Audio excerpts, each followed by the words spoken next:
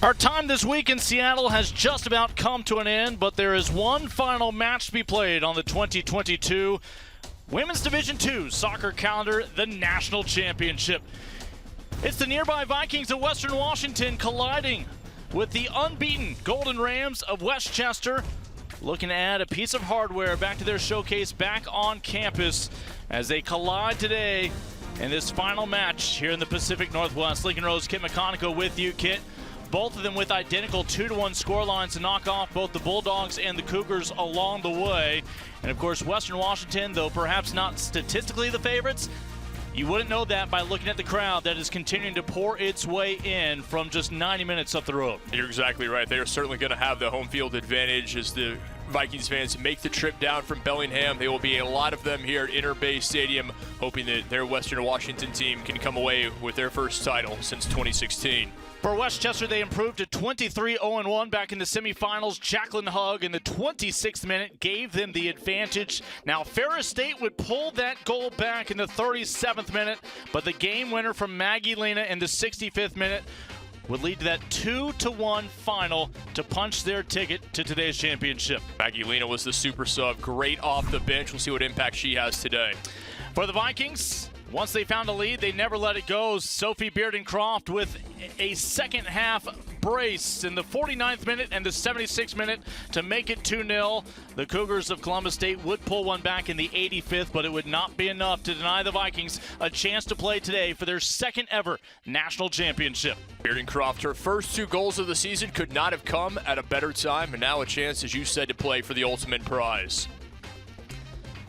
So this was a pitch here in Seattle today after those women competed in sub-freezing conditions all of Thursday with some precipitation last night.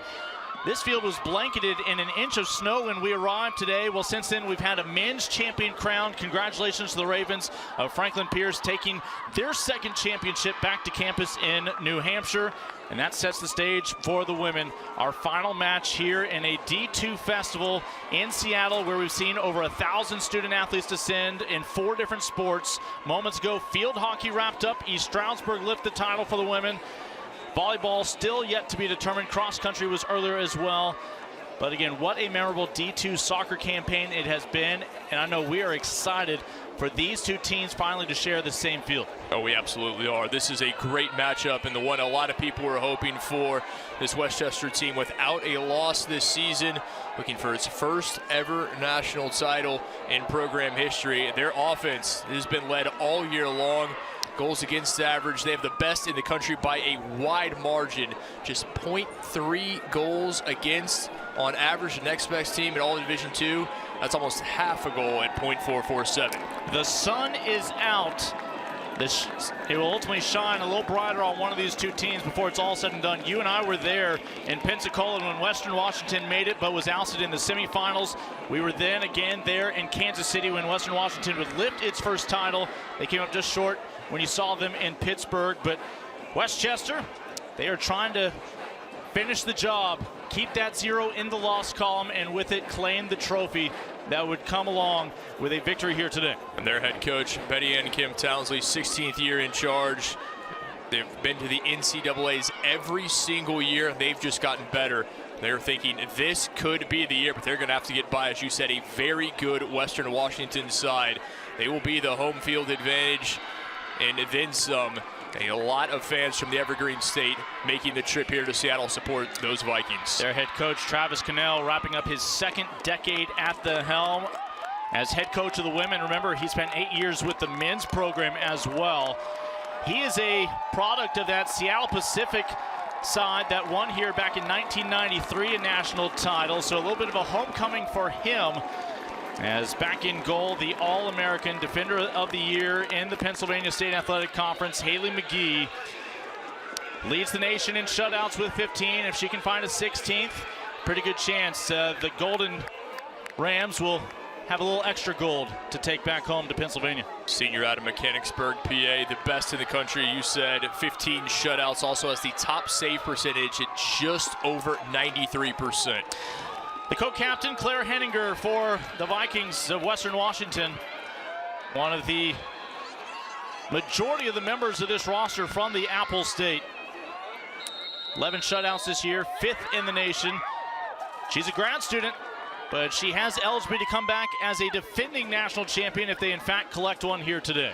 It'll be very interesting to see how this match starts. I know the first half was not to the liking of Coach Chanel and his Western Washington staff. They frankly didn't play all that well in the first half. They were able to pick things up considerably in the second to get that victory to book their spot here in the final. They cannot afford a slow start today.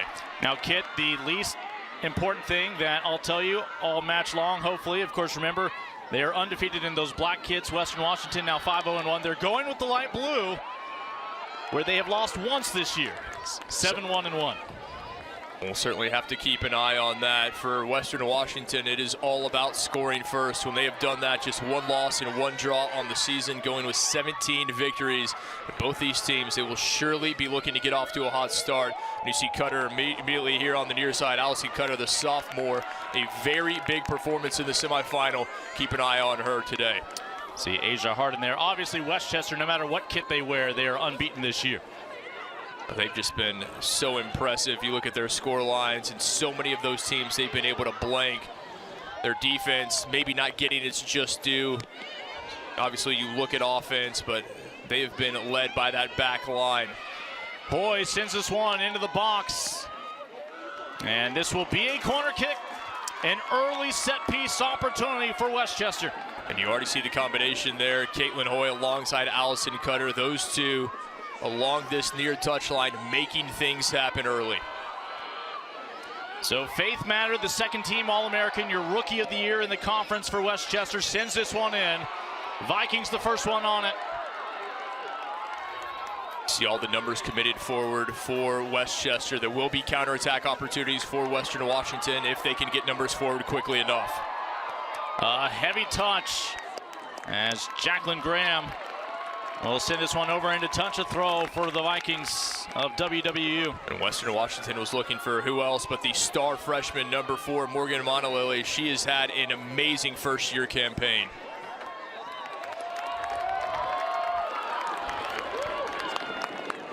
Conference Freshman of the Year, the Great Northwest Athletic Conference, leads her team with 10 goals, even had the game winner in the GNAC Championship. Hard to imagine that number 4 for the Vikings, just a freshman.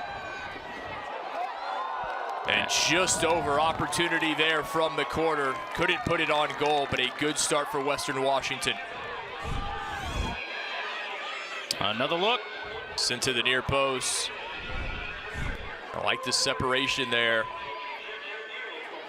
Diaz, who now in her career leading 101st match. She's played more than anyone else in Vikings history. One of the captains on this team. Certainly one to keep an eye on as well.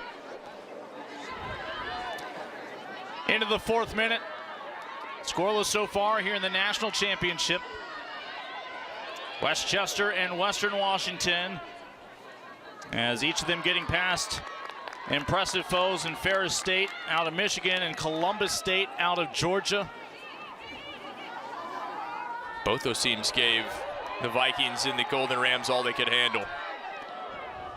That service into the box denied by Libotassis.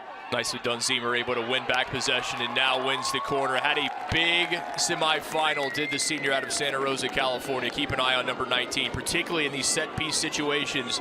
Great height at 5'10". So first meaningful set piece for the Vikings. It'll be a right-footed outswinger. They'll keep it low. And this will be a goal kick as the Golden Rams survive.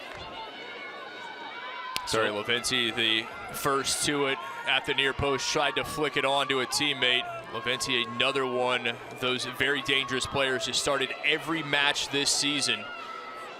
Junior out of Bothell, Washington. Neal fighting for this one. Great battle there.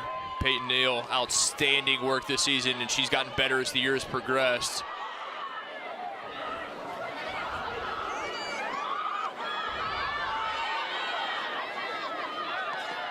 A heads-up play from Julia Raybold. Saw the opportunity wasn't there, brought it back. A lot of teams, particularly early on, it's just everything towards the opponent's goal.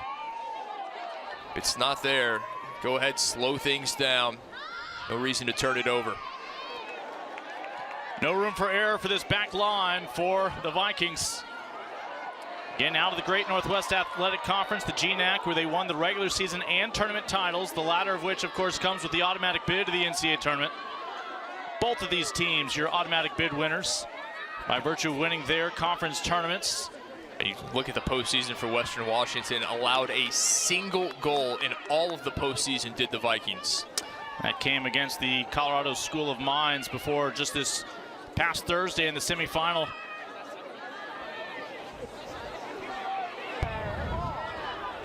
Lily doing a very good job there on Matter. That's going to be a good matchup. Matter, the second team All-American, a pair of very talented freshmen.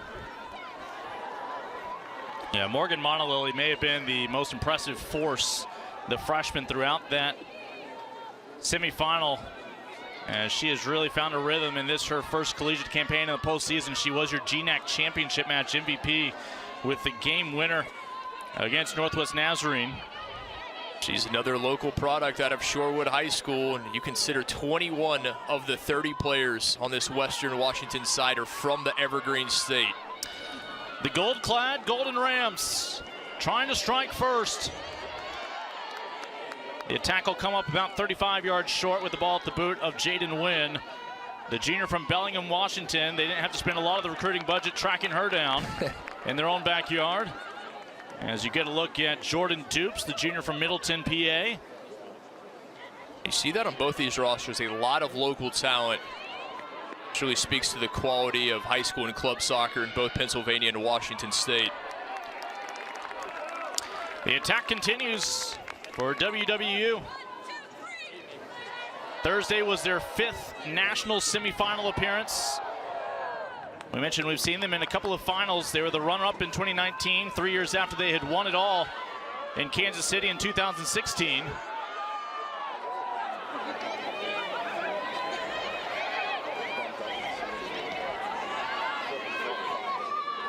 That 2019 side ultimately falling to Grand Valley State, as so many teams the past few years have, but all new faces this year. The Lakers not able to return to defend their title. You can blame Ferris State for that. Talk about a Cinderella run from the Bulldogs, able to knock down some big-time teams, including the defending champion Lakers. From their own state of Michigan.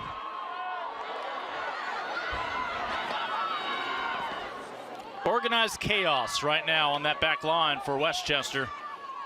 Able to stay focused and continue to thwart the attack of the Vikings. If you're a Western Washington fan, you have to like the way that they're playing, having a bit more possession, more patient.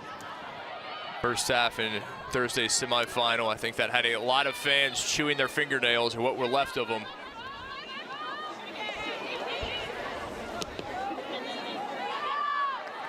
Remember, Westchester allowed a goal in the first half back in the semifinal, an equalizer at the time. That's just the 4th goal they have allowed in the first half all season. They've only allowed 8 goals all year now. After that strike from Brinley Bell. Yeah, what a ratio. They've scored 59 and conceded 8 this season.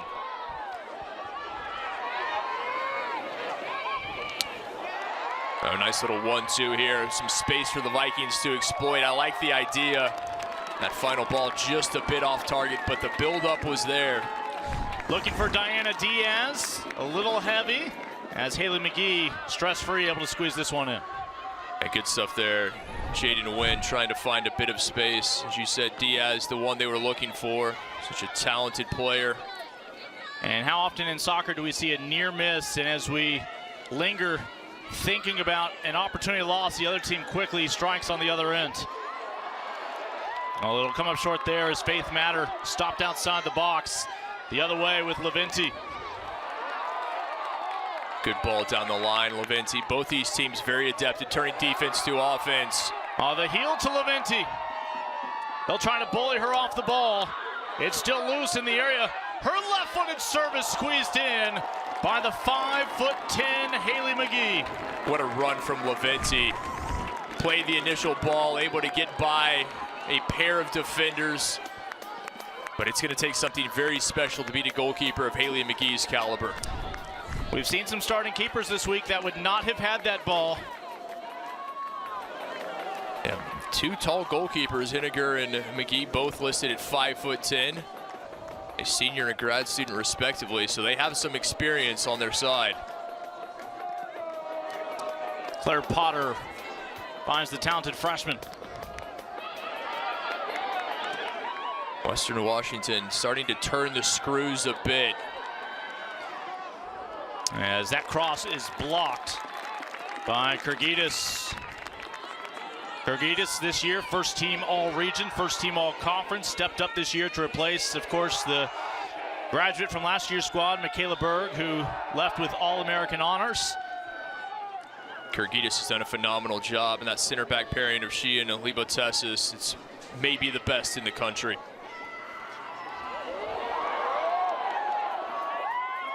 Ball sent in, spills loose. A kick save from McGee. It'll be a corner kick. And that is why you have to take shots, force goalkeepers to make saves. McGee allows the rebound. Fortunately, the Vikings couldn't pounce on this one, but a good ball sent in. Muscat able to find Levinti, just couldn't get it on the second opportunity. Just needed a little air under it. Western Washington not letting up. They have numbers, and they are inches wide of having a lead. Tara Zemer. Oh, there was the chance for Zemer, who started every match this season, the former Texas A&M Aggie. And this one just finds her fortuitously. They didn't close down on her quickly enough. First team all-region Zemer. First team all-conference honors as well. Just could not keep it inside the far post. A foul in the midfield, as this will stay with the Vikings. Really dictating things early on. Westchester has not seen much of the ball in the last 5 to 7 minutes. It's been all Western Washington.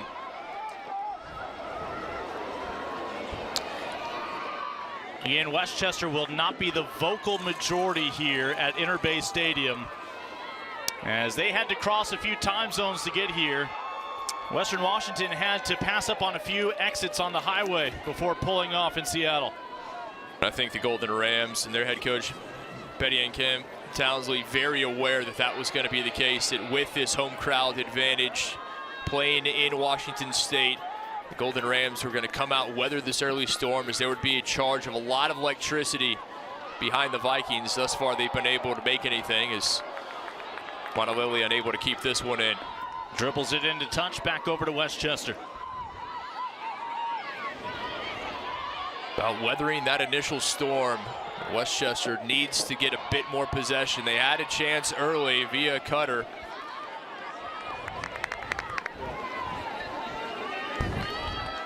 Colorado Springs last year, Seattle, Washington this year. Next year we head to Chattanooga. We'll be there for a couple years in Tennessee. Who will be the defending national champion heading into 2023? It'll either be the Golden Rams or the Vikings, as Wynn will win this throw. Everyone for Westchester back on their own side of the pitch defending. That's what happens when you don't have a lot of the ball. You start to get more compact. These two programs tied for second in the country with 15 team shutouts. And let's see if this is just a verbal exchange with Julia Raybold. Raybold running up the back of Diana Diaz, one of the co-captains out of Granite Falls, Washington. As Neal gets us back underway. Flicked on, and this time it goes home. Tara Zemer and the Vikings strike first in the national championship. A beautiful finish from Tara Zemer. Outstanding stuff right there, able to get the goal. But it was the ball played in initially. Take another look. Neal elected to play it short. And then out wide, Katie Watts sends this one perfectly in, flicked on. The flick on was picture perfect. And Zemer, who had an opportunity earlier, couldn't put it on frame, makes no mistake to give the Vikings the opener.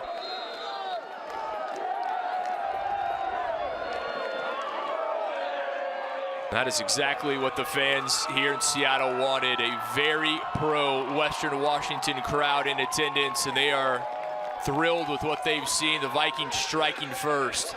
Did you see the ground that Claire Henninger, goalkeeper for Western Washington, covered to celebrate with her teammates?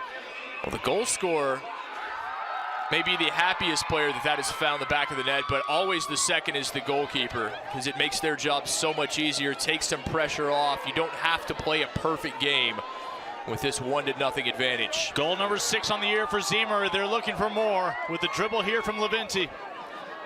Deja vu, the service in, but this time nobody around to flick it on. And there's a definite height advantage on this Vikings side. You talk about Zemer at 5'10". You've got some players, Allison Lepp, who will come off the bench, 5'9", very good in the air. Muscott 5'9" as well. So use that in set pieces. That's exactly what they did.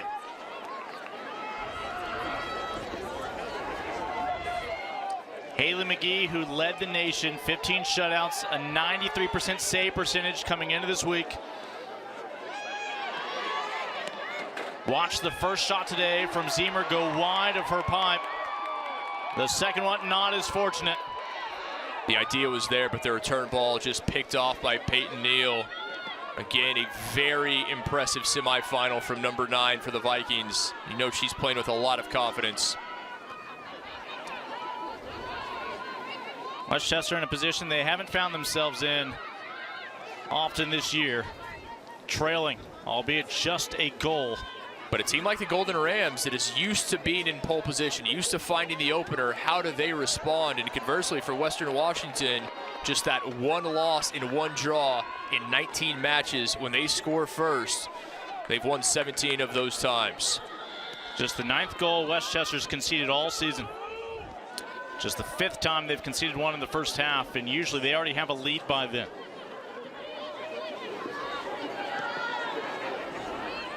Game plan very well drawn up. Travis Cannell, what he's been able to do with this women's team after leading the men's team at Western Washington for 8 years, now 20 years in charge of the women. We mentioned he won a national championship for our host, Seattle Pacific, though it wasn't on this field. Inter Bay not around back in 1993. A great venue here this week. And they unfortunately had to play their matches off campus back during his career. Now this phenomenal facility exists, and very happy that is the case. I imagine there are some soccer pitches to be found around Seattle. There are a few, but field space difficult to come by in the Emerald City. This is a soccer crazy city. Golden Rams need to get numbers forward, and that one just unlucky. Came off the back heel of Hug, the intended target. Here's the first touch for Claire Henninger with a lead in the national championship match. Your co-captain, 2nd team all-conference this year, giving up half a goal per 90 minutes. She'll be very content not to see the ball. Another great ball down the line. Couple of Vikings in the area, one on each post. As that's Levinti, who could only get a big toe on it. Just couldn't get around the defender, knew what was coming. Vikings continuing to press things to the wide areas and dangerous crosses coming in. Monolili. The pace of play of this one, just incredible. It's a track meet back and forth, but the bad news for Westchester's, they're having very little of it.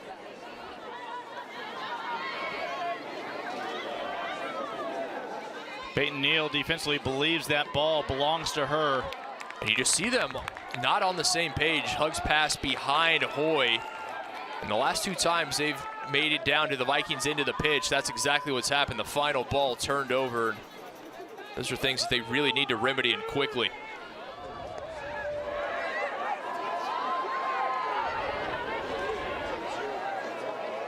I don't know if it's the fact that they've found the opener or they're playing in front of this very Vikings pro crowd here at Inter Bay. But Western Washington certainly playing with a spring in their step, a lot more energy. They're winning the 50-50 balls. Monolili. Again, the goal from Zemer came back in the 15th minute. Katie Watt advanced that ball to Claire Potter, who found the boot of Zemer. Both Watt and Potter rewarded with assists, as Zemer would reward both of them with a go-ahead goal in the national championship. Mentioned Claire Potter, the freshman out of the Tri-Cities from Pasco, Washington. She has started every match this year.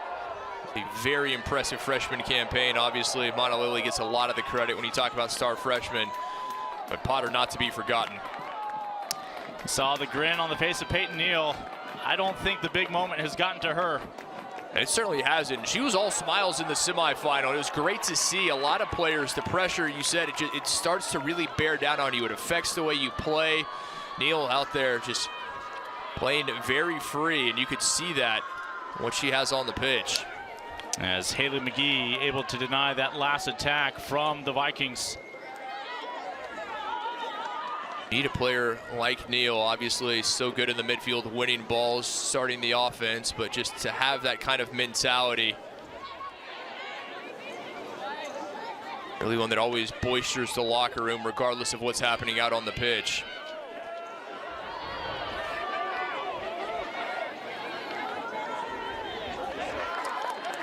And another pass just off target, and it really appears Westchester's just a bit out of sorts. They're not on the same page, are the Golden Rams.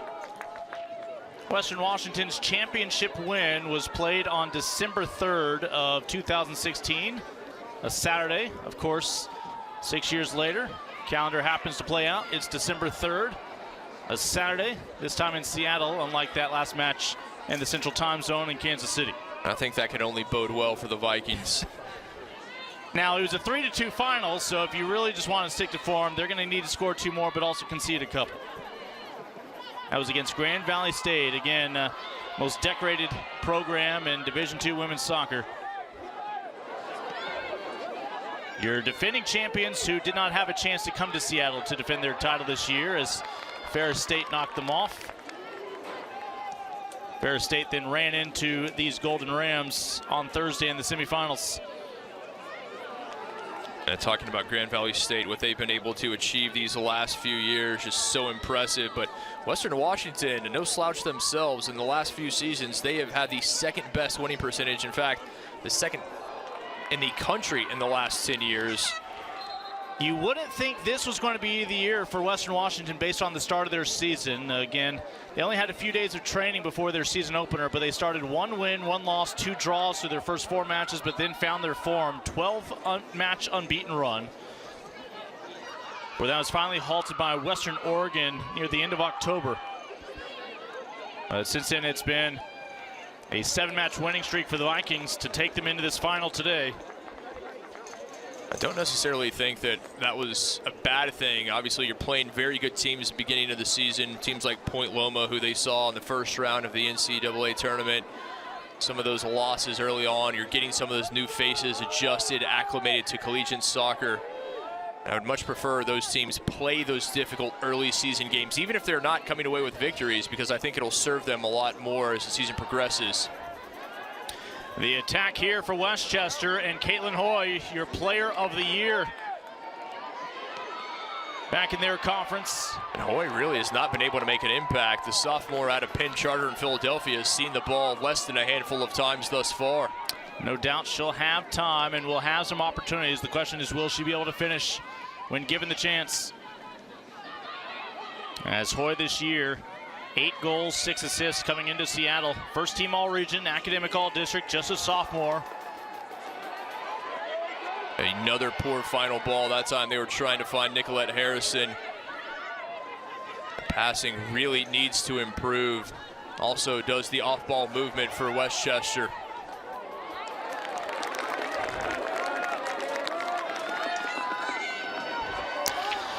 When you talk about Travis Cannell's 20-year tenure, both of his assistant coaches are former players of his at Western Washington, and Claire Morgan and Jamie Arthurs. But we've got 2 of the longer tenured head coaches, understandably so, here leading their teams into this final. Betty Ann Kemp Townsley, her 16th year.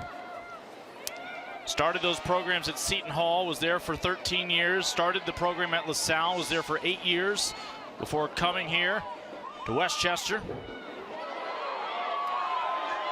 When you've had the kind of success that both these coaches have had, you can certainly understand why they're as long tenured as they are, and these schools doing everything they can to hold on to them.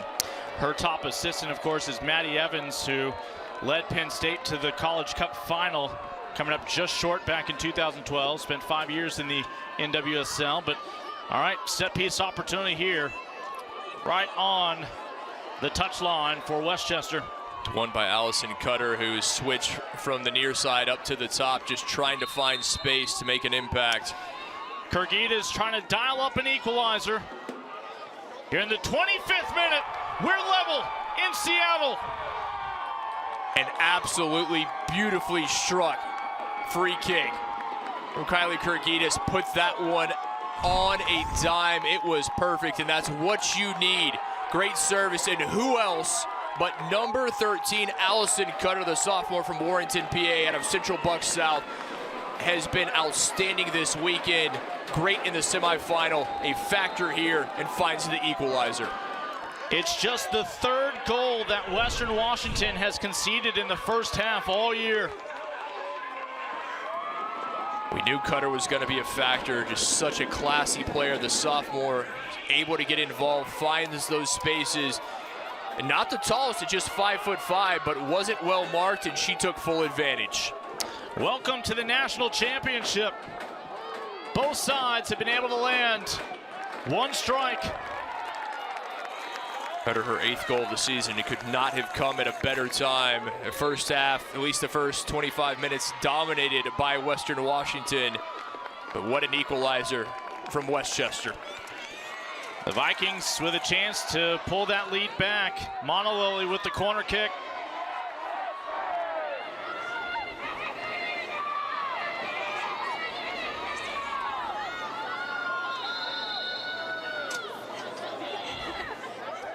Near post, a little miscommunication. Back to Monolily, into the mixer. Was looking for that boot of Zemer. Could not direct it on front. That ball is just hanging out in the box far too long. If you're Westchester, you need to get to it and knock it away, which they're eventually able to do. Levinti, as a couple of Golden Rams clamp down on her. Here's Emily Rice. And some contact there, Rice. Maybe hard done that she didn't get a foul out of it.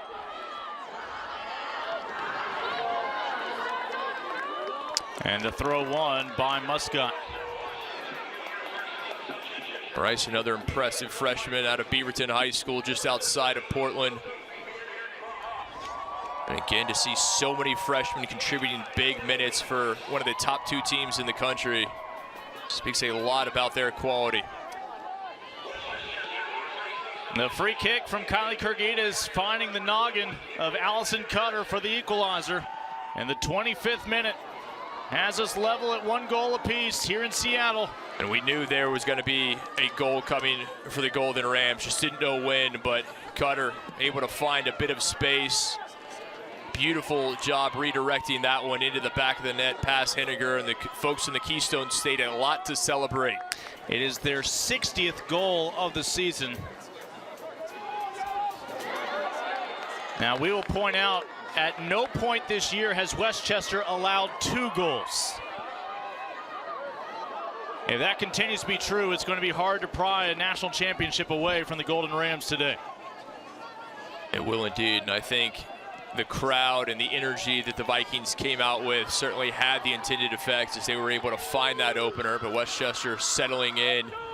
You see them just much more confident since finding the equalizer. Again, they've conceded now 9 goals across 9 unique matches. Even stingier than Western Washington this year, who's conceded all of 13 goals this year. Again, Cutter. Looking for her second, but Henninger has an easy read on that one. Optimistic strike there from Cutter. Also had Nicolette Harrison making a run out wide. May have been better served to find her.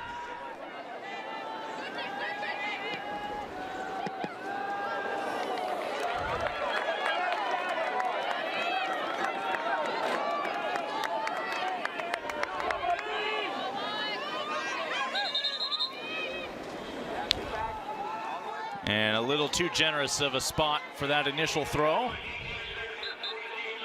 Graham, another talented freshman out of the Garden State from Toms River North High School.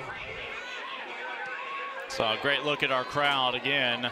Understandably, Western Washington fans with a slight advantage in numbers with the easier commute, but Westchester, to their credit, you fall behind in front of a hostile crowd.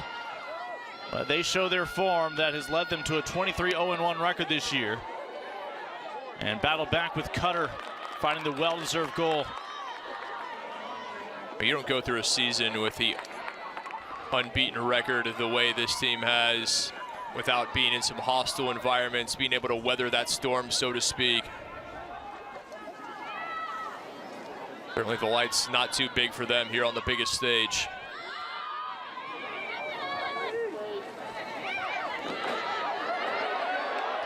And no one moving off ball there. Cutter was really stymied as Levinti goes the other way.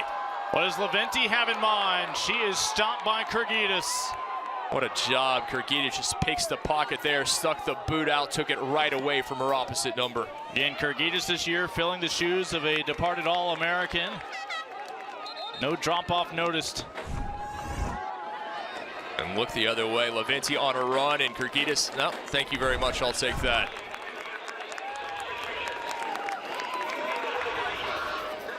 You said it. It's one thing to come in, step in for a big-time player, but to step in for an All-American like Michaela Berg and to have the year that Kylie Kurgidis has had.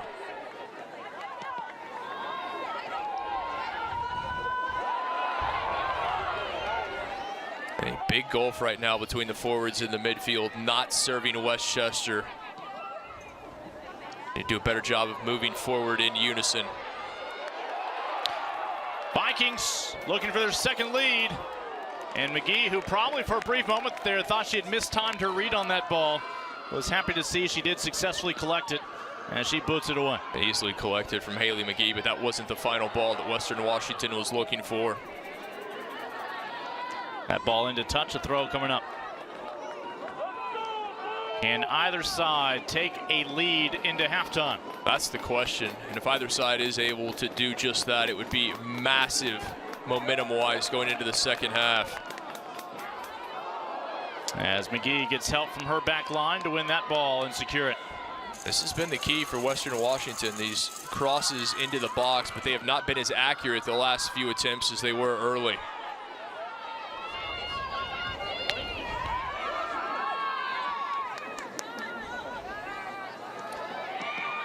A 15th minute goal for Western Washington, match 10 minutes later by Westchester.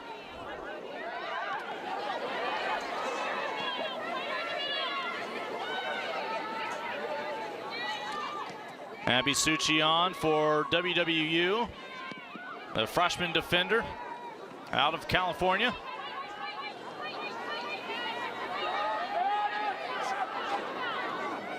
Good job getting out of trouble there. Two Golden Ram defenders and the touchline, but Western Washington still didn't give up possession. Asia Harden will swing it out wide. This to Emily Rice. Put in good minutes off the bench back in the semifinal and wins this ball back. Great job from Rice. Knew what was coming and able to pick off that pass before it found Harrison. Levinti runs into a wall after sending that ball forward. She tries to win it back and returns the favor. She'll take the foul. Again, she took a stiff shot earlier, and that time just repaid the favor. Sorry, Levinti there. Some frustration on the part of the junior forward. You feel that on a cold day like this. Well, we are at least above freezing today. Remember, WWU played in the nightcap when the sun had long since retired back on Thursday. I think after Thursday's match, this may seem downright balmy to these players. The foul one, who else? Jacqueline Hugg, the star center forward of the local product out of Unionville High School from Westchester. has not had a chance to make an impact as Levinti comes from behind to concede the foul. And again, that's back-to-back fouls on her. The reason for the chat with the referee, no card this time around, but there's a good chance a third whistle would produce a yellow. If you're the Golden Rams, you'd like to see the ball more at the boots of number 4 if possible.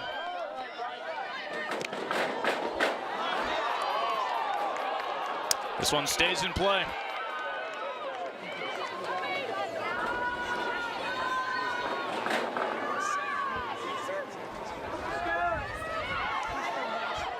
Good job building out of the back, exploiting a bit of space, and as I say that, that pass just off target, intended for Raybould.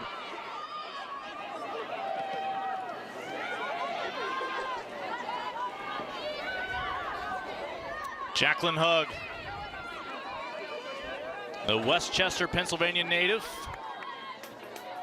suiting up for her hometown college, trying to bring a national title back to her hometown.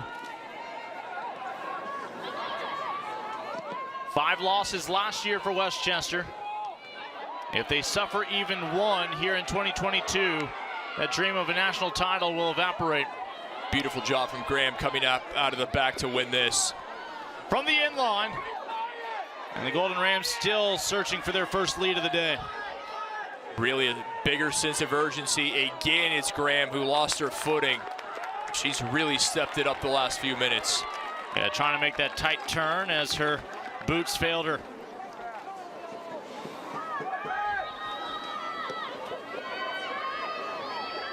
The back and forth affair, a heavyweight title fight, if you can excuse the analogy. And it's that. It's two very good teams, and each having opportunities, throwing numbers forward, then forced to go back defending. Everything we could have hoped for.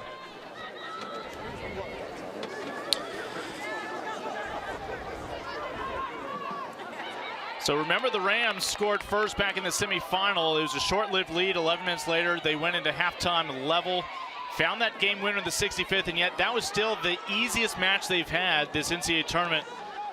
Their other game winners have come either in the final 2 minutes of regulation or in overtime here in the NCAA tournament. But they have remained undefeated. That's the good news, and very impressive that they've been able to take so many matches down to the wire and still come away victorious. Saw Minji Rauch, the freshman, who's come on off the bench here in the first half for WWU. Well done by Diaz. Just couldn't link up, looking for Levinti. Did everything, won the ball, but that final pass just off target. Diana Diaz, your co-captain, the senior out of Granite Falls, Washington.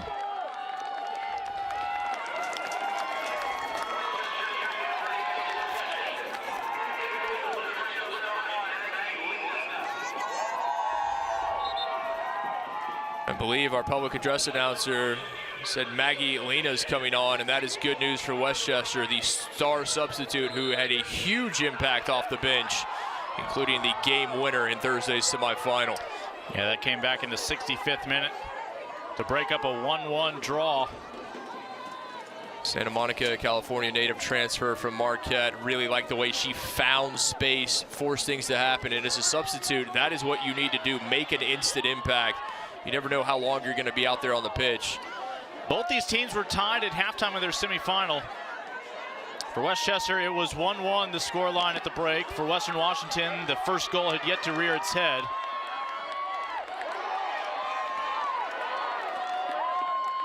But both matches would finish 2-1.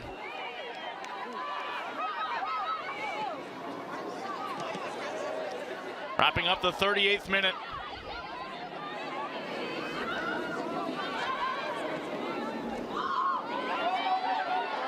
As Henninger comes 17 yards off her line to secure that one. But it's a good ball from Lena, her first touch since coming on as a substitute, looking for Nicolette Harrison and just trying to make something happen. You could never fault a player for that. Great look over Interbay Stadium. The capacity crowd, understandably with some winter gear. That can obscure otherwise, no doubt, the school colors they're wearing underneath those jackets. Still some evidence of the snow along the perimeter of the venue that blanketed an inch of snow this field when we arrived today. Vikings looking to reclaim a goal advantage before halftime.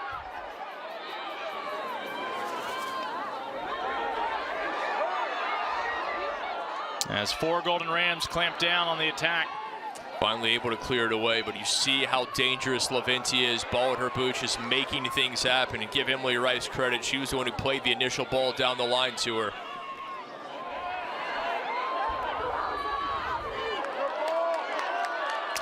Rauch, her service, as McGee will never let that ball touch the pitch. Hauls it in on the fly. That's a good decision from McGee. Some goalkeepers may be reticent to come off the line in that situation, but McGee does a very good job of controlling that 18-yard box, and the philosophy, if it's in the 18, it belongs to her.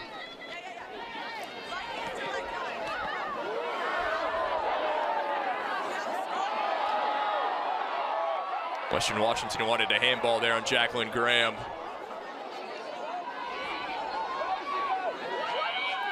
Friendly tap back to Henninger. 40 minutes complete. Western Washington struck first today in the 15th minute. That lead lasted until the 25th. Allison Cutter's header on the free kick from Kirgidis.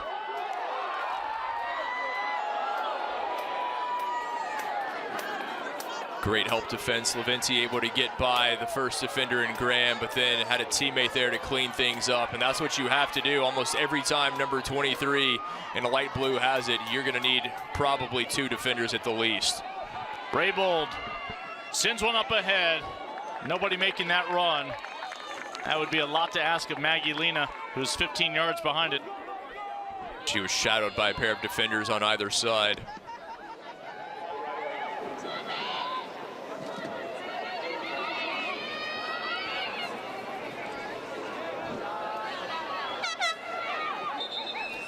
And another change for Travis Cannell. Both these head coaches were your coach of the year in their respective conferences.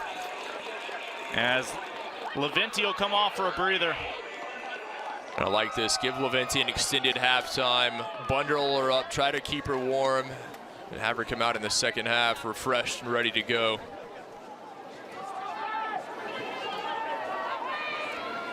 Need some preheated bubble wrap. A great idea. I think you're onto something.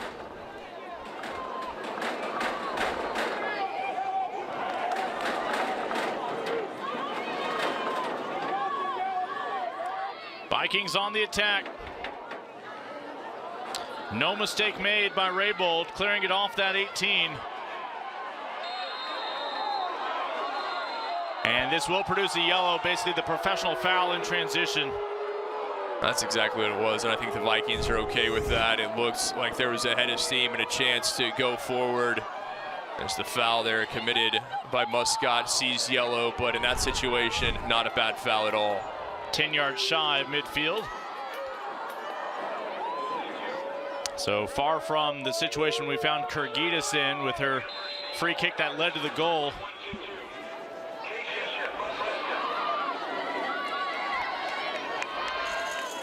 Three minutes to find separation before halftime. Been a very entertaining first half, particularly after Westchester found the equalizer. Things opening up. I think both teams have settled down considerably.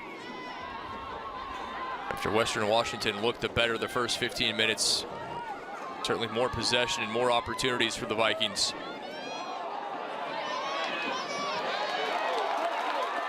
What a job there, Rice. Able to play that off of the on-rushing Harrison. A great heads-up play from the freshman Emily Rice.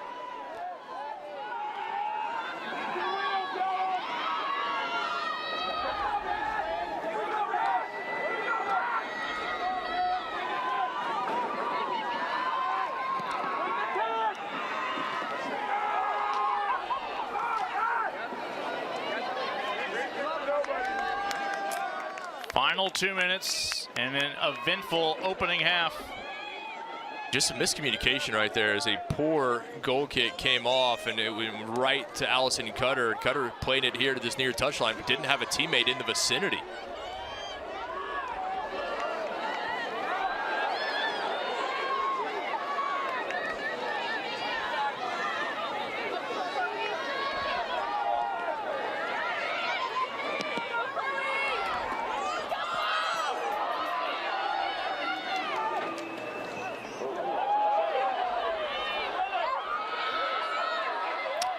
Final 90 seconds before halftime.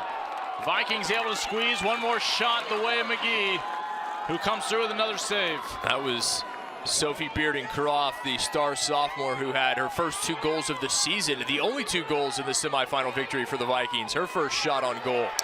Yeah, you don't want to give the opposition too much tape on some of your stealth players.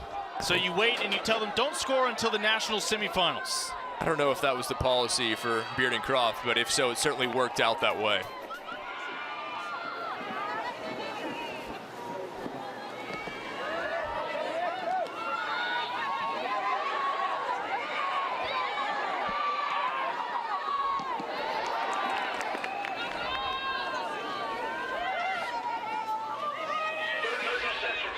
Evenly played first half, both teams with opportunities, but if we indeed go to halftime with this 1-1 scoreline, I think that's a fair result from the opening 45 minutes.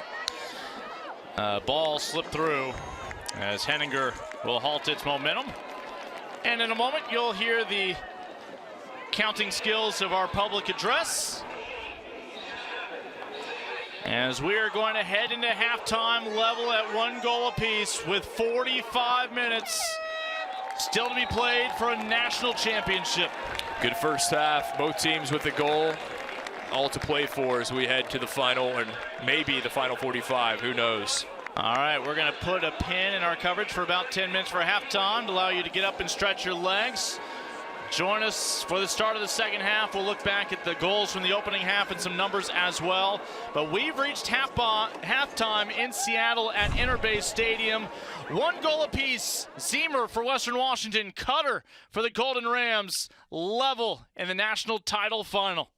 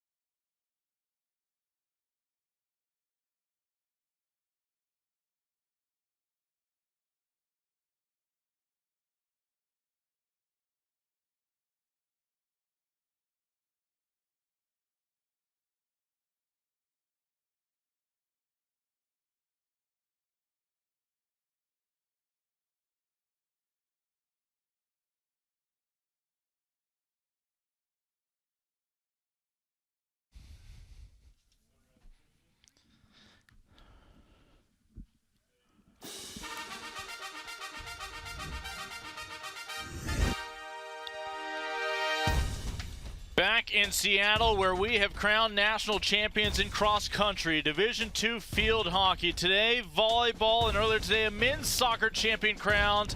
And perhaps in 45 minutes, we will be crowning a women's national champion as well here on the soccer pitch.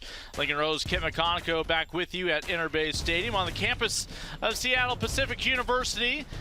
It was Western Washington that came knocking early and often in that first half, Kit, and in the end finally had that breakthrough moment in what was an entertaining opening half. It really was, and the Vikings, the first 20 minutes, dominated, had some chances. One of the very best here, Levinti unable to knock it in. It was ping-ponging around the box, and Zimmer reached out that big frame, just couldn't put it on goal, but it was a matter of time for Western Washington. Katie Want would find Claire Potter, who expertly put it back on that boot of Zimmer, and this time they got it across the finish line in the 15th minute. They did indeed, found the opener, great service in, but then 10 minutes later, another dead ball right on the head of Allison Cutter, and the sophomore made no mistake to equalize. Kylie Gergidis making it all possible with her service on that free kick. And just like that, we are level. Two of the stingiest defenses in terms of allowing goals in the first half. They had just 5 goals allowed between them before halftime all season before arriving in Seattle, each conceding a goal in that first half and each believing that they could be raising that trophy by the end of today. Take a look at those numbers from the opening half. Shots on goal heavily in favor of the Vikings. That's because of their dominance through the first 20 minutes. But then Westchester started to get back into it. The Golden Rams had the chances, and really the only stat that matters, we're even a 1 apiece on the scoreboard. Such a fantastic atmosphere, and we've talked about obviously the short commute for Vikings fans, but it's not all Vikings fans here.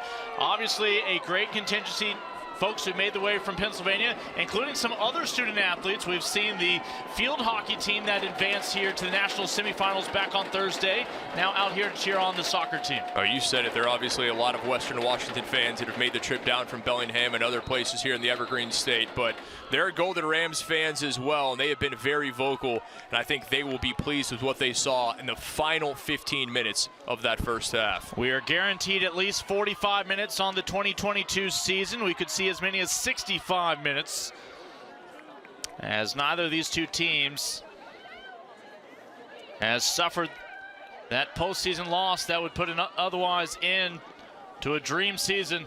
One of them will come up just short today. The other will be lifting a trophy. It'll be either the first for Westchester or the second ever for WWU. And for Westchester, glad to see the super sub Maggie Lena starting the second half. I think she makes a great impact. I said it, she finds those pockets, finds spaces, a proven goal scorer.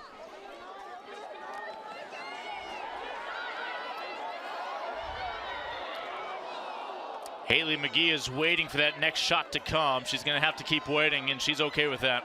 Oh, she is indeed. Goalkeepers, they're happy if they never touch the ball. I don't think you can say that about any other player on the pitch. And these two goalkeepers, top class, both great height, both good in dead ball situations on the set pieces.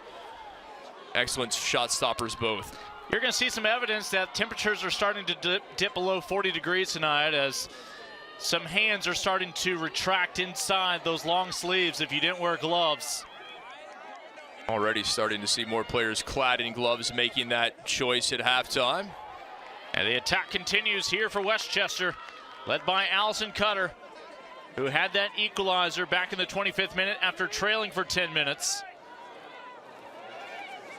They really weathered the storm, so to speak, and even though Western Washington found the opener, they weren't able to find the insurance goal, that equalizer for Westchester.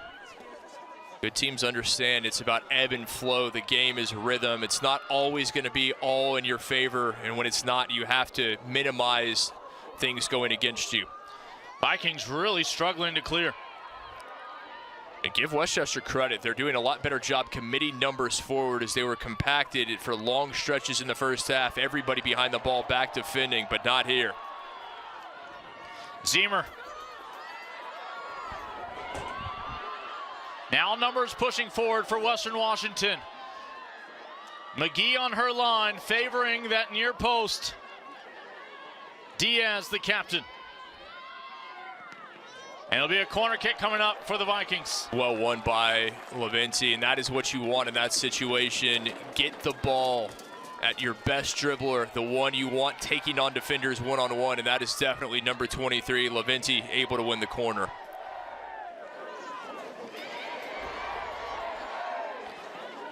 As Sarah Lavinti heads that way, 8 assists coming into this weekend,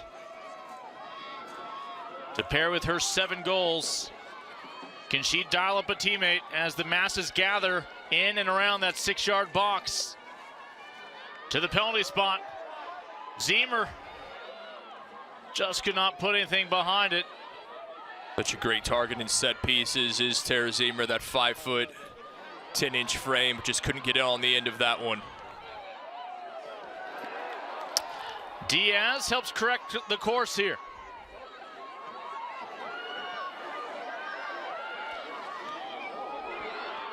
And met by Jenna Fox. Diaz doing an outstanding job winning that ball back in the center third. Got it out to Lavinti, maybe lacking a bit on the service. But again, Lavinti, the one you want, the game changer in those situations. Hard to imagine that last year she was out most of the year with a broken collarbone, but you're not seeing any of those ill effects this season. She is back to 100% and then some.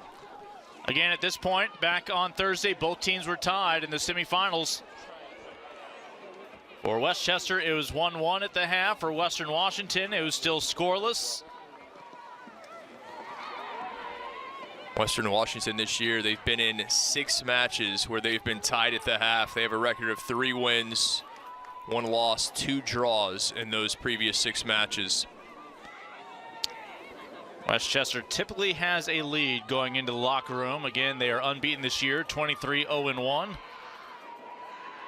That one draw came in this regular season finale against East Stroudsburg. They turned right back around and met East Stroudsburg in the opening round of the conference tournament and beat them.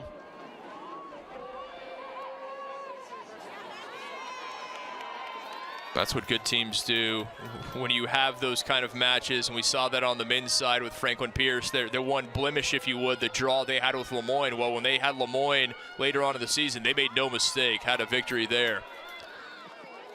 So arriving in Seattle, again, the Golden Rams had only given up 7 goals. 3 of them were from 3 different matches against East Stroudsburg, but never allowing more than 1. Neal, as they'll regroup from midfield.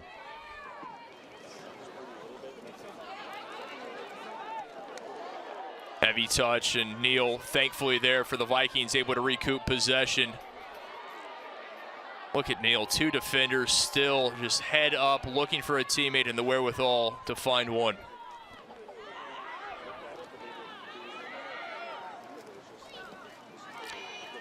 As Cutter will not be able to wind up on the end of that ball.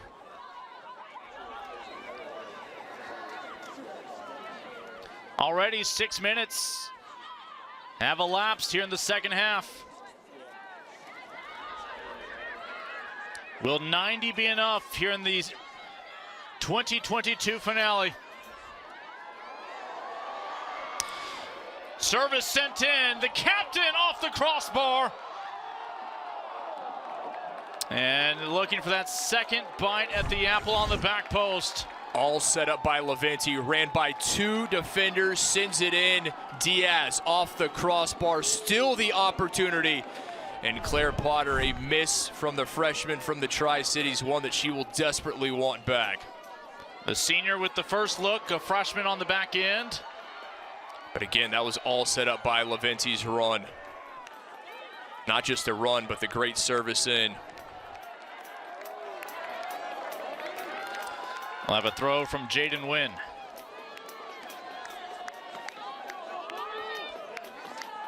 Dupes to her teammate Fox. Very similar to what we saw to start this match off. Western Washington dominating possession, looking the better of the 2 sides. More opportunities. Just off on that final ball, but in the first half, they were able to find the opener eventually. It took them 15 minutes, but they found it. Zemer's goal, her 6th on the year. That matches her season total from a year ago.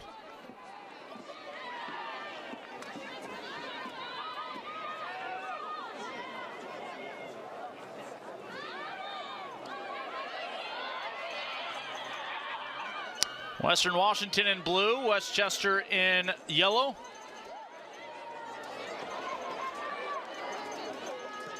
Now 53 minutes in the books. Both teams just exchanging possession there in the center third.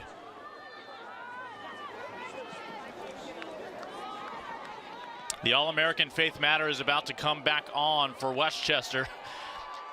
She looked like she'd be okay being sent back to the bench and being able to put that jacket back on. You say that, but no doubt they'll be better with her back on the field. Counterintuitively as it seems, you probably want to be out on the pitch running around. It's when you stop that you really feel the cold. Again, here's Leventi. What can she make? Vikings looking for their second lead here in the final from 20 yards out. That's going to sting as her shot, or at least her probe, is blocked. And McGee making no mistake on that one. And she couldn't afford to. That was a nice ball in from Leventi, but McGee so well positioned in the goal mouth there at the near post. Again, just blows by a defender, sends it in, had her teammate again. It was Potter. Another good opportunity for the freshman. Those are the dangerous ones that even the best of goalkeepers in the country struggle to adjust to. There's just no reaction time. It's all instincts. And it's where you're positioned in the goal, how well you can read the game and know where to be, because as you said, there's not a chance to react. That's one that if McGee doesn't come up with it cleanly, Potter pounces on it and finds the advantage for Western Washington. So Faith Matter now has a chance to come back on. Again, second team All-American, just a freshman. She was your Rookie of the Year in the conference. 8 goals, 9 assists coming into Seattle this weekend. For all she and this freshman class know, they go to the national championship every year to end the season. Sometimes you speak with these coaches that have a lot of underclassmen starting, and particularly freshmen, and the coaches joke they don't know any better. They just think this is how it works, and sometimes ignorance really is bliss. A lot of young players for Westchester just continued their development from one game to the next.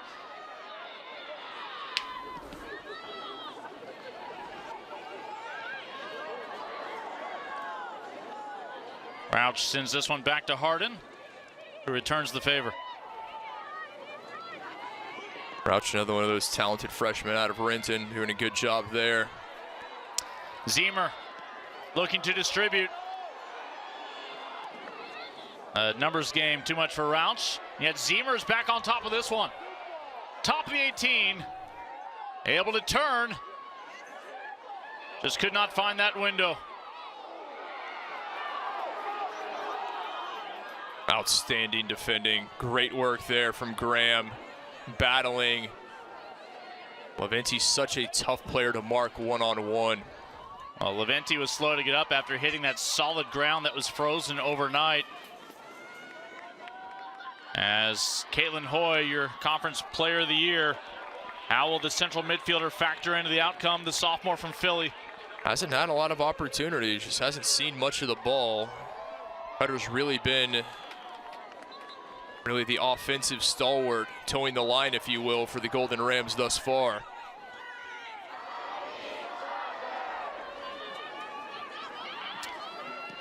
Back line will send it up ahead for Westchester.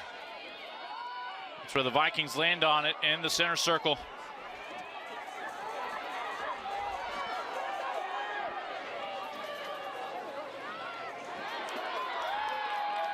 That final ball from Dupes, trying to link up with Matter, just a bit off.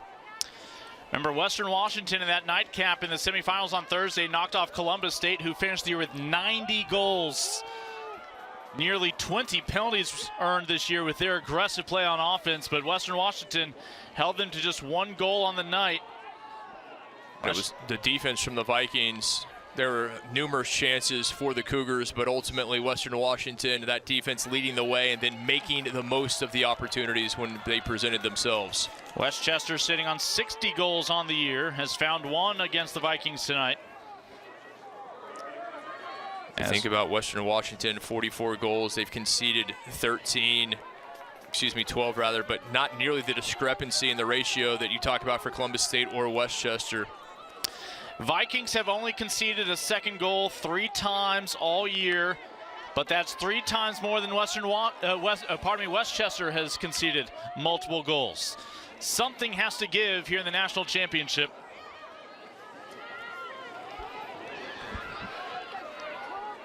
Henninger backtracking to her goal line. That was a great turn from Hoy, but I'd rather have her play that ball on the ground. Fox. Out wide to Collins. This will stay with the attack of the Golden Rams. Yeah, well done by Collins. Found herself in a tight spot. The junior out of Lawrenceville, New Jersey, and able to win the throw.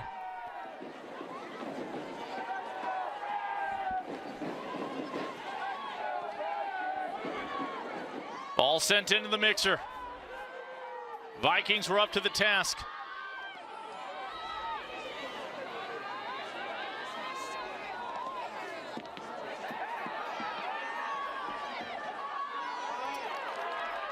That was all set up via Peyton Neal, who is the one who applied the pressure, forced the turnover by Westchester.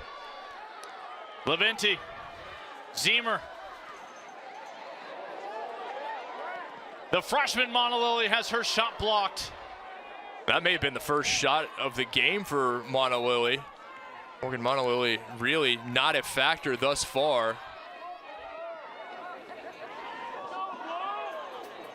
Again, another optimistic ball out of the back. When you're at a numerical disadvantage, it was Cutter with 3 defenders around her.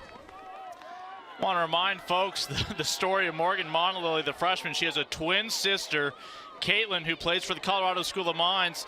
They beat the Colorado School of Mines to get to Seattle this year, and along with it, end Caitlin's season. Ball sent in. McGee able to smother it. Let's be honest, if you've got a game between twin sisters, there are no winners in the Monolily household in that match. The Monolily family has to be experiencing far less stress in this championship final than they did 2 rounds ago. Without a doubt. That is a difficult game, or afterwards, Morgan, you're trying to apologize a little to your sister, maybe not. For the parents, that is a game I'm sure they are very happy that it's behind them. Leventi. What does she have in mind? 25 yards out. And again, on a cold night, that's going to sting as 2 Golden Rams topple and play will be halted. That was another rocket off the right foot of Leventi. Has just a phenomenal shot. Knows how to create space to get it off. And as you said, the second time we've seen something similar. So here at the top of the 18. Monolily is calling for it, but instead elected to take it herself, and why not? And you hope just the wind is knocked out of her. And it went right into Kurgitis, the star defender, taking one for the team. Looked like it hit her in the right ribs from the back.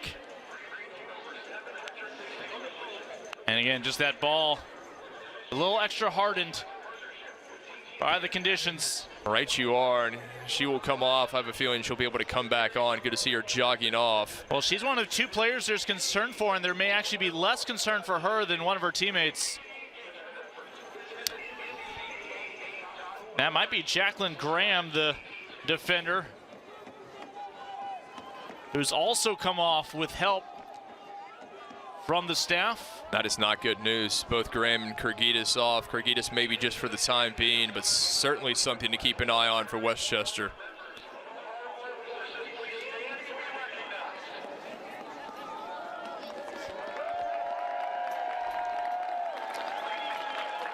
A little less than half an hour remaining here in regulation of our national championship.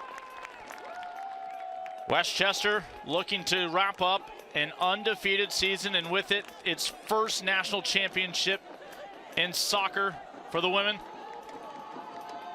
The Vikings program has a title, but it predates this roster. Victorious back in Kansas City back in 2016 when they played Grand Valley State in that final. Of course, GVSU won their most recent title last year. And that final against College of St. Rose.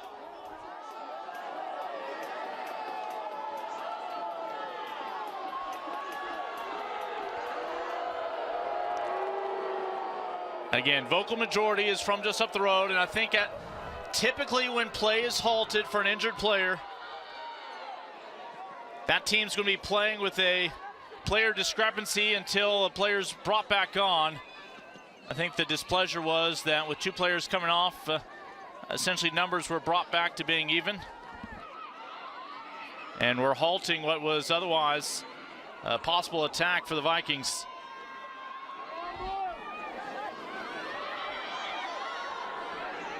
As a player, you really don't ever want the match to be brought to a halt for an extended period of time. It throws you out of rhythm, particularly on a cold night like this. You're out there, blood is flowing, you're feeling okay considering the low temperatures, and then all of a sudden you have to sit around for a minute and a half. It can make a difference. Jaden Wynn called for the foul with the push of Faith Matter. And this will belong to the Golden Rams on the attack in the final third. And Watt with a heavy touch there, but at least it went out. She knew that Cutter was bearing down. Both sides find their goal in the opening half. Western Washington struck first in the 15th minute. 10 minutes later, Allison Cutter would level the scoreboard, matching the goal from Zemer. Watt doing a very good job, matched up with the aforementioned Cutter, not allowing her to find any space.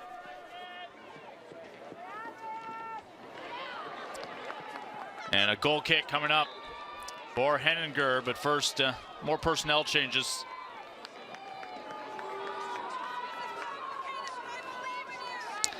Inter Bay Stadium, one of the many venues throughout Seattle hosting Division II championships this week. Field hockey, volleyball, cross country, and soccer. We saw the Ravens of Franklin Pierce University claim the men's title, the second in program history, earlier today.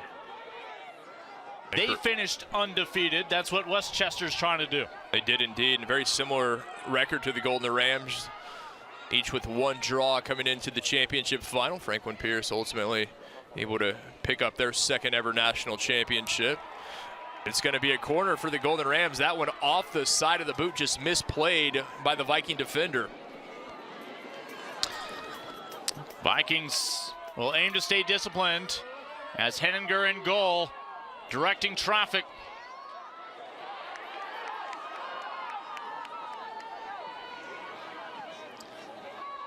Send it back in. They were looking for Cutter. Monolily to her captain Diaz. And a little heavy. And that initial pass just a bit behind Diaz. The second one just too far in front of her.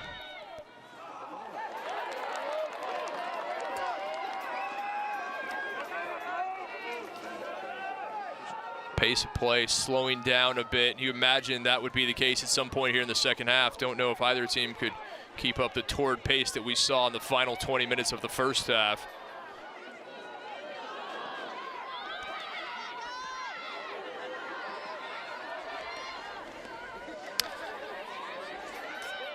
Westchester, we mentioned the drama against West Virginia State. It was scoreless going into the 89th minute before Westchester found the game winner. Same was the story against Kutztown.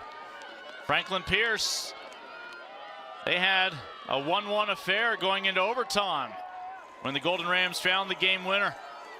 And that's the good news for Westchester. If this match continues to stay even until we get into the 80th and 90th minutes, you would imagine maybe a slight advantage for the Golden Rams having such experience and success in those late game heroics. They were ultimately 2-1 victories in the semifinal against Ferris State. For Western Washington, again, knocking off Point Loma and CUI by identical scorelines of 1-0. We mentioned the matchup against the Colorado School of Mines, 3-1. Monolily, this one off the shoulder, and could not get that final touch from Bearden Croft, your hero from the semifinal. And it took a deflection. Monolily shot, you never know where it's going to end up. And Monolily, good job. Thought she may lay it off to a teammate. I like the fact that she did indeed take the shot. Very well done goalkeeping-wise from Haley McGee off her line. You would understand if that deflection off the shoulder threw McGee off the scent, but she was able to track it down in time. Both these goalkeepers so impressive. Both veterans, a lot of experience, not making mistakes, and sometimes goalkeepers prone to make mistakes. You get to a final, semifinal, they have so much pressure. Understand that all the focus is on them. Such a difficult position to play goalkeeper, because if your team wins, you're probably not going to get a lot of credit, but if they lose, it's all going to be on your shoulders. Throw coming up for Muscott. Western Washington hoping that that next goal belongs to them. Monolily just trying to create some chaos, no such luck.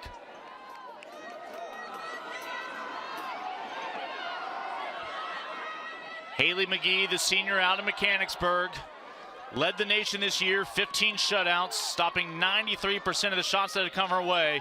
What's uncharacteristic of a keeper who concedes only 0.3 goals per 90 minutes is she's had to come up with over 100 saves this year. That's a great point, and that is far too many saves. Any coach will tell you that. You want your goalkeeper defended by that back line, and the fact that she's had to make over 100 saves, not a good sign. But perhaps all the easier to name her first-team All-American, your Defender of the Year in the conference. First-team All-Region on the way to her All-America honors. She's done it all. Started every match. Has played all but 16 minutes between the sticks this season.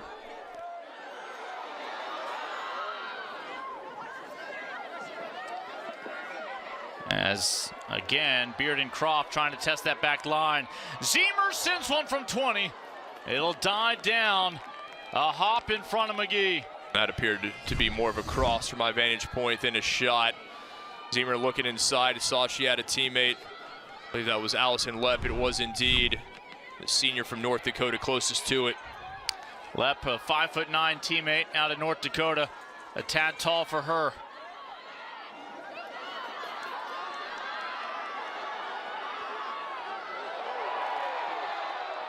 And a free kick coming up for Western Washington. This is a similar spot where they conceded a goal back in the first half. Nicely done. Diaz able to win it. But the question is going to be for the Vikings with their star Lavinti on the bench, so adept at running at defenders. Who's the one who's going to take the reins of the offense? It's a freshman here, Emily Rice, who will handle this corner. The Portland native. As numbers gather, 12 yards from the goal line of Haley McGee. Trying to keep this level, 1 goal apiece. Rice sends one into the masses. McGee off her line, and a heel sends the ball over the crossbar. Vikings want another corner, but it'll simply be a goal kick. Incredibly fortunate. It came off the heel of Beard and Croft, was the last to touch it. Take another look, and it was a great effort just to get the back heel to it. That one, fortunately for McGee and the Golden Rams, ends up on the roof of the net. Would have been her 3rd goal of the year, her 3rd goal here in Seattle.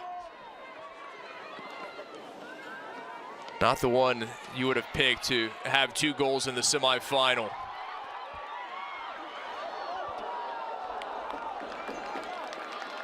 And McGee, simply a goal kick coming up. And Lepp unable to trouble her in that situation. The ebb and flow of this match continues. One team will have better possession, better opportunities for a good chunk of time. In the last few minutes, it's been for Western Washington. And a foul will buy some breathing room here. Just need to track that ball down.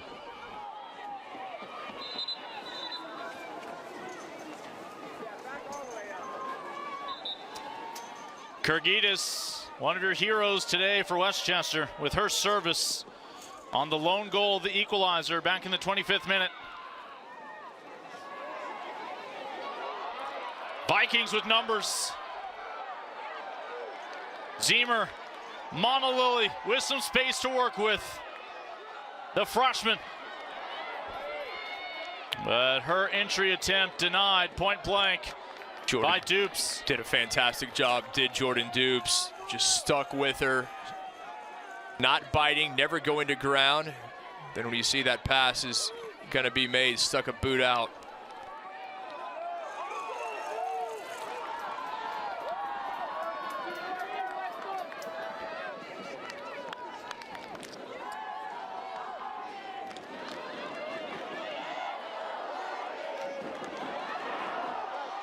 Bearden-Croft slips one through, but nobody there to capitalize.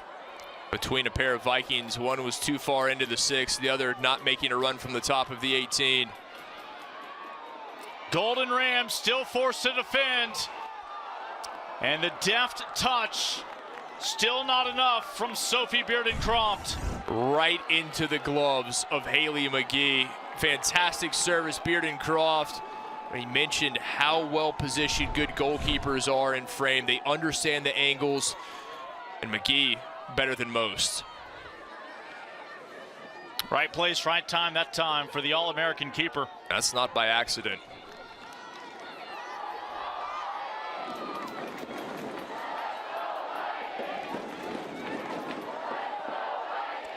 At 47 minutes, we've been locked at 1 goal apiece.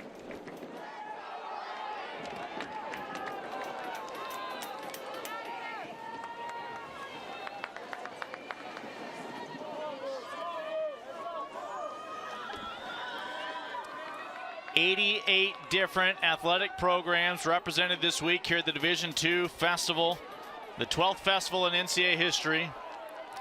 First fall festival since 4 years ago in Pittsburgh. Both these programs have a history with Pittsburgh. It was the men of Westchester who made it there, while these Vikings in 2019 were your runners-up.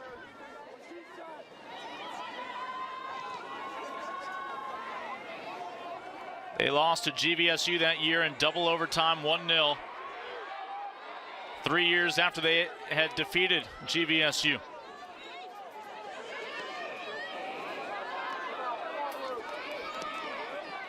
Obviously mentioned the great season Westchester's had. Western Washington, after a tough start, they've gotten hot at the right moment. They've won the last 7, outscored their opponents 14-2 during that stretch. They've had 6 shutouts in the last 9 games, and that's all you can ask for. You want your team to go into the postseason on a run and on a hot streak, and the Vikings have certainly done that. Again, the Westchester men weren't able to win in their backyard of Pittsburgh, and they're trying to deny Western Washington a chance to do here with the women in their backyard in the Apple State. There's something about being that team, and obviously this is not an away game, a neutral site game, but it might as well be a home game for the Vikings. When you're that road team, you get an extra bit of satisfaction denying that team a victory on home ground or in front of the home fans.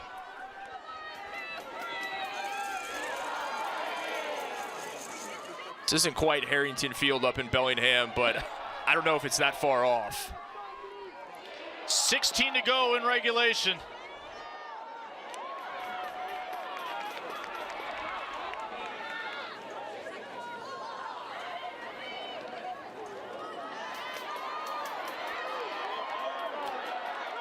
Weaving through the midfield.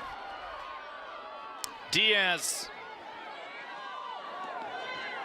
Well done, Westchester, getting numbers back behind the ball quickly. It appeared there was a counterattack opportunity, and there may have been initially. Westchester quickly getting those midfielders back.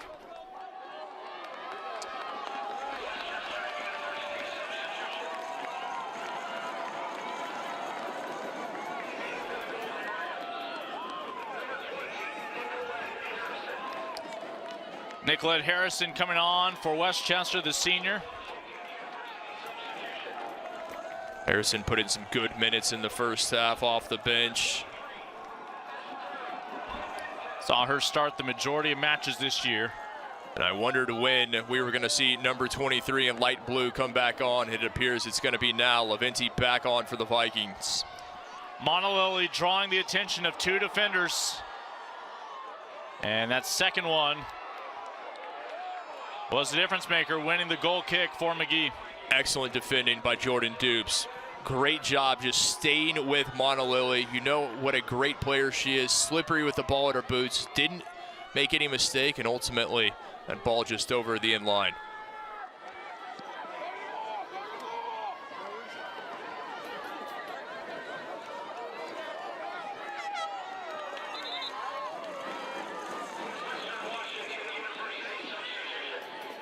Western Washington defense we've spoken so much about.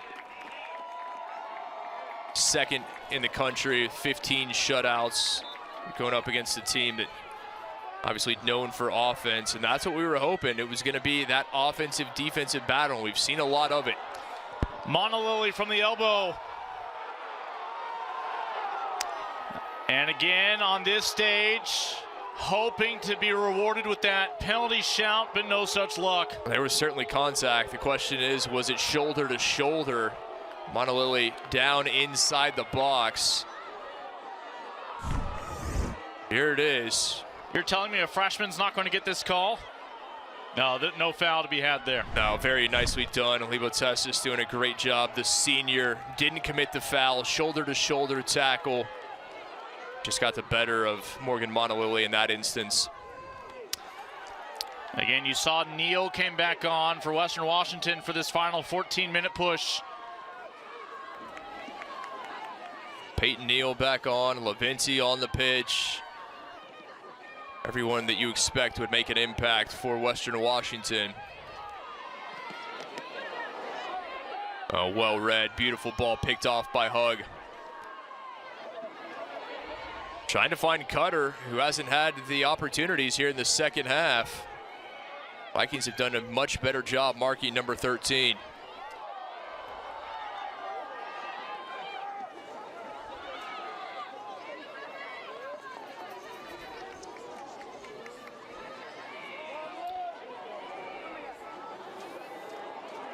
This is going to be Westchester's ball. It will indeed. For a throw on the edge of the offensive third. Enter Bay Stadium, home of Seattle Pacific University. Member of the NCAA Division II. And host of the national championships for the men and women this year as part of the Division II Fall Festival. You wonder as we get closer to that 10-minute mark if either one of these teams will be willing to commit numbers forward, maybe see a bit of a change in formation. Westchester generally in that 3-3-4, maybe chance to commit a few more up the pitch. Western Washington, they're versatile. They can play in numerous different formations. Jacqueline Graham, second team all-conference, is just a freshman this year.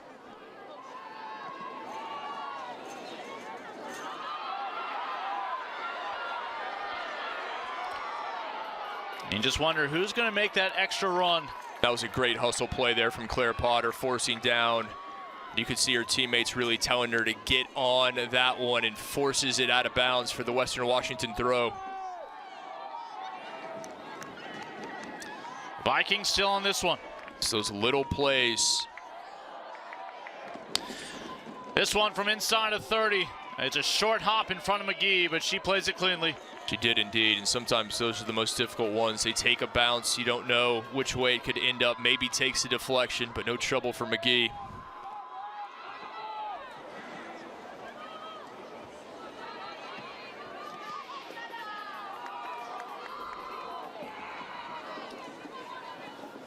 Western Washington now 21 shots, 7 on goal.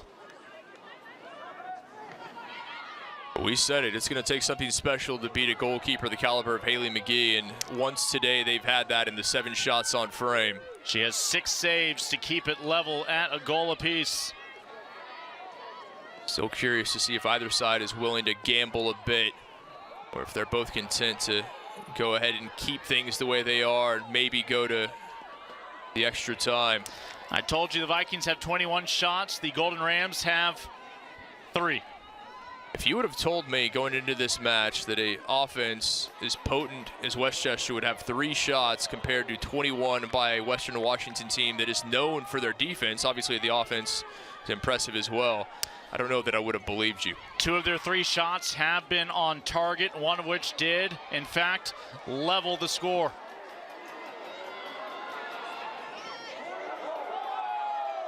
And a goal kick for McGee.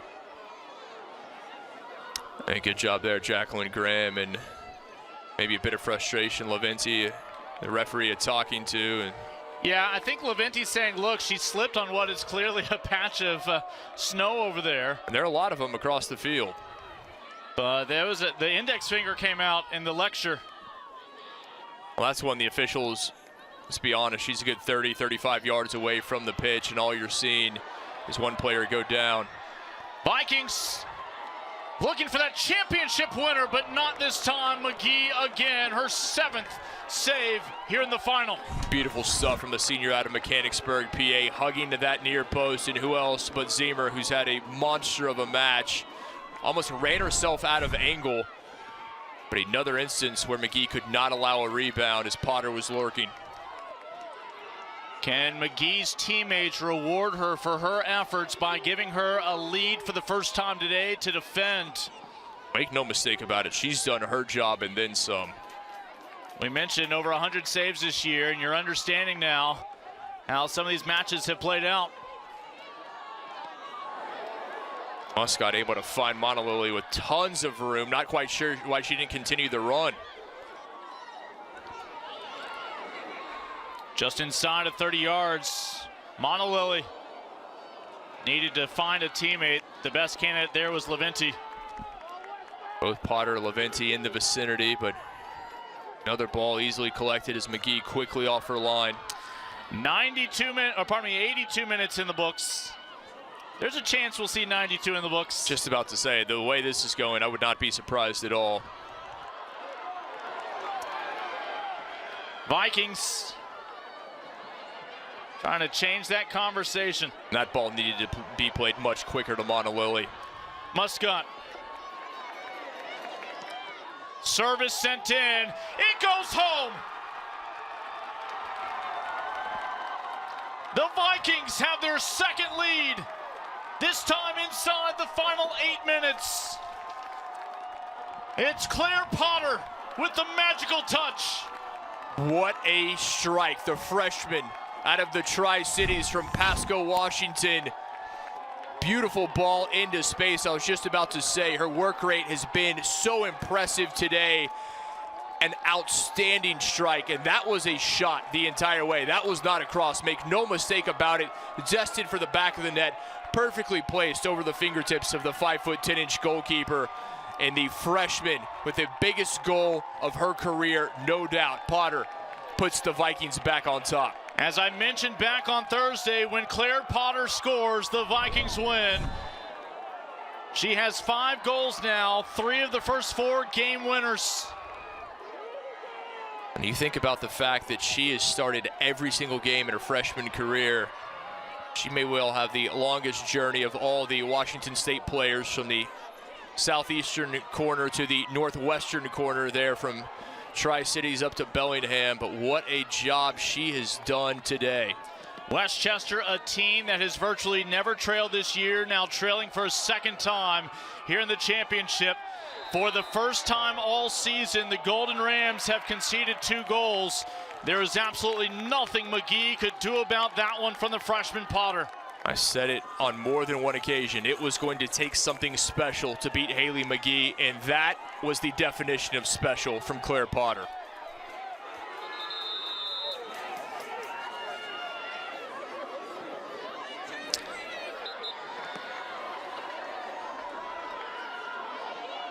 It's a reason that she has played and started every match this season. Just an impressive player. Just has 4 goals on the year to go with 3 assists, make it 5 goals now. But what a play, taking matters into her own hands, and the fans here at Inter Bay Stadium erupting. Western Washington becomes the first team to score multiple goals in a match against Westchester. Will that lead to handing Westchester its first defeat on the year? And on this, the biggest stage. Still time for the Golden Rams to level it once again. They're going to have to move quickly, and the question is, how much do they have left in the gas tank at this point?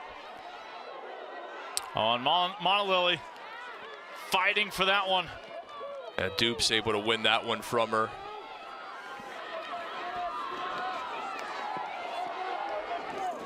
And all the Viking fans, one eye on the pitch, one eye on the clock. Hoy, your player of the year. Out of the conference, back in the Commonwealth. And more time that'll melt away. Claire Henninger again entrusted with a lead here in the national championship. They won it back in 2016 when they had then an identical record to Westchester's now 23-0-1. This year, even though they've had 2 losses and 4 draws, they've been battle-tested, hardened, particularly at the beginning of the season. Some losses and some draws that have really helped them at the end. Potter just a few strides away from where she found that moment of brilliance. I think Claire Potter's absolutely gassed, and for good reason. She's been up and down the pitch, listed as a forward, but I've seen her back in defending in the middle of the park wherever she's been needed. Wrapping up the 86th minute.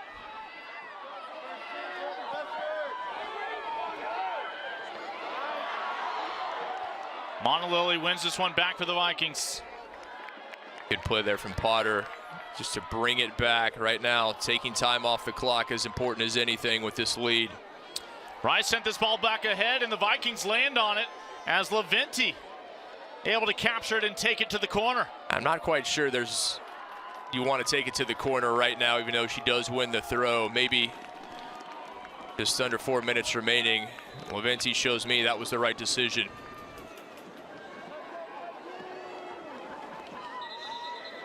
Freshman Claire Potter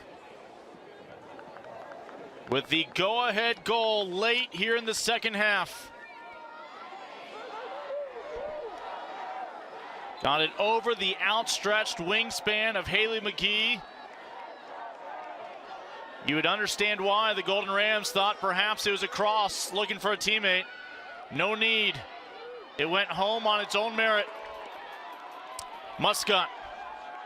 Montalili able to turn. Oh, what a move from Montalili. And then the wherewithal to understand the situation. Didn't go immediately in, but instead continues to take more time off. Westchester will win it back for this throw. And Montalili able to send it back into the area. Travis Cannell, obviously such a great player, won a national championship here at Seattle Pacific back in '93. Almost 30 years as a head coach, now in his 20th as the head coach of the women's team at Western Washington. And his team is so well coached. They understand what to do in every situation. Raybold sends it ahead. Westchester matched Western Washington's first goal within 10 minutes. They don't have that luxury here. But the good news, this is a Westchester team that they have coming into this weekend had won all 3 of their tournament games in the last 2 minutes of regulation or in overtime. We're about 30 seconds away from that witching hour. So you would imagine still time for the Golden Rams. Henninger's going to take her time and take time off that clock. As Kit was reminding us, Westchester 3 times this postseason goals inside the final 2 minutes for game winners of matches. One of them was even in overtime.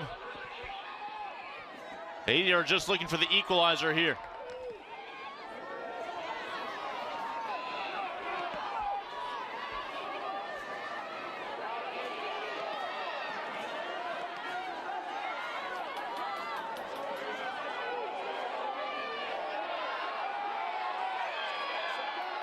Neal holding her own. They will get her for the foul, marking Hoy.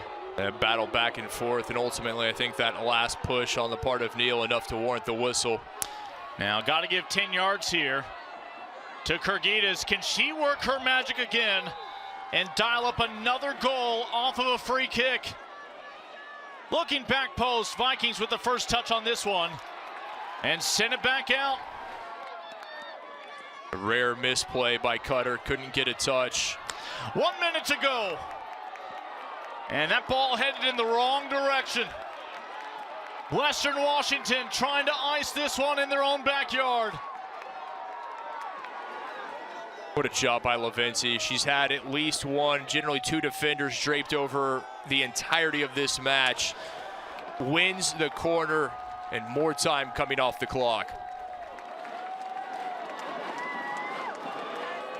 Likely a short corner coming up. That Potter goal in the 83rd minute. We're down to our final 30 seconds of the 2022 campaign. These are your last two teams contending for the national title. Westchester seeking an undefeated run to its first crown. But in 14 seconds, it'll be the Vikings of Western Washington with a 90-minute parade back home to Bellingham.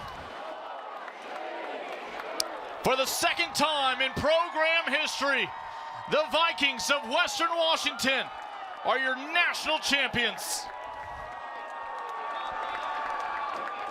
What a match, two heavyweights. It was back and forth from the beginning, but Western Washington, the defense did its job to a T.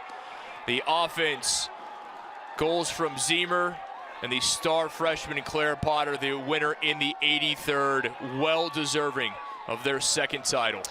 The first loss on the year for Westchester is all that separates them from that first national championship. They finished 23-1-1. It'll take a while for the sting to go away, but you hope they'll be able to appreciate sooner rather than later what a remarkable campaign they had and a remarkable locker room that made it possible under Betty Ann Kemp Townsley in her 16th year. But it's Travis Cannell with his second championship as head coach of this women's program in 20 years. It's his 299th victory, perhaps the sweetest, leading this women's program. Just an incredibly impressive display. The defense leading the way. Henninger in goal. Great players across the back line. I give full credit to the goal scorers. And Alatza Leventi, she was so dangerous, drew so much attention, was able to free things up for her teammates, and they finished. Zemer with the opening goal in the 15th minute. When that wasn't enough in the second half, they went to a freshman, Claire Potter, in the 83rd. She finds the championship winner. 4 of her first 5 career goals are game winners, including a national championship winner. Well, we remind you to stay tuned for our championship awards ceremony coming up right here on NCAA.com. You don't have to lift a finger. Both teams will be recognized for their remarkable runs that ultimately culminated here in Seattle. But for Kit McConico, I'm Lincoln Rose. A big thank you to our entire crew this week in Seattle. As Western Washington and Westchester, your final two teams. What a 90 minutes we won't soon forget. But with a final tally of 2-1, it's the Vikings who add the 2022 crown in the showcase back home to accompany their first title back in 2016. The two-time national champions will be your defending national champions when we talk to you again in 2023.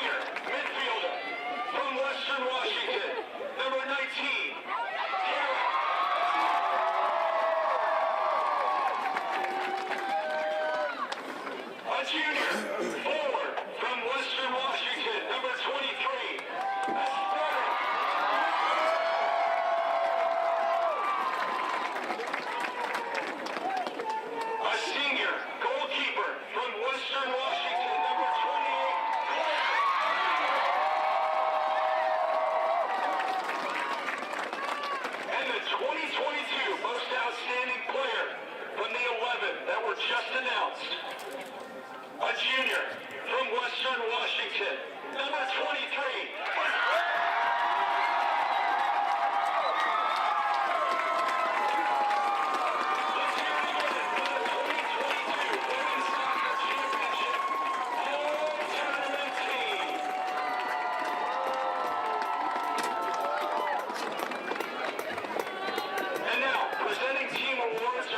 The Division II Women's Soccer Committee. First, the runner-up team in this year's NCAA Division II Soccer Championship, finishing with a record of 23-1-1. Fans, make some noise for the Westchester University. Will the following individuals please come forward to receive your awards? Number 00, Audrey Schweitzer.